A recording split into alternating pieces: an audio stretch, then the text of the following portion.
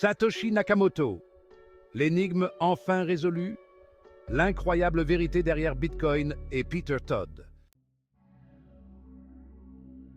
Bienvenue sur Légende du monde. Aujourd'hui, nous plongeons dans l'un des plus grands mystères de l'ère numérique, l'identité secrète de Satoshi Nakamoto, le créateur de Bitcoin.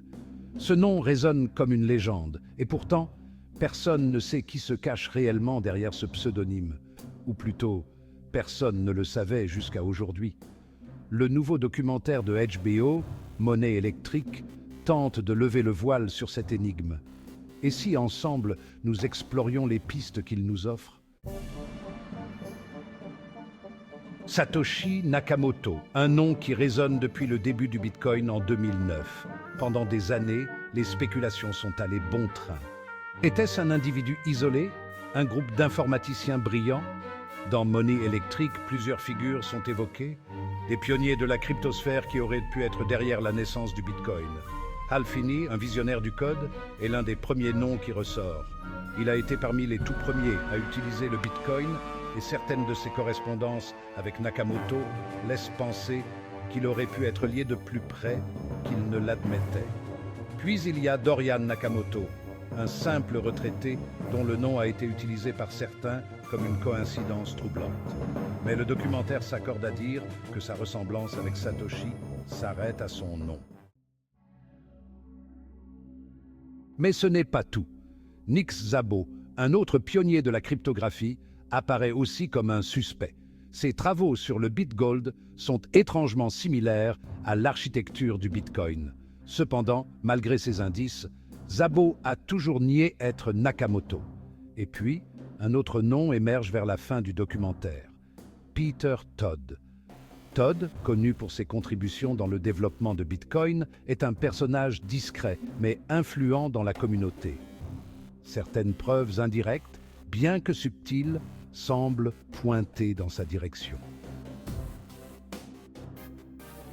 Peter Todd. Un homme de l'ombre, mais un génie du code. Monnaie électrique dévoile des indices intrigants, laissant entendre que Todd pourrait bien être celui qui, à seulement 15 ans, aurait conçu les bases de ce qui allait révolutionner l'économie mondiale. Mais pourquoi garder le secret? C'est là que le documentaire nous surprend.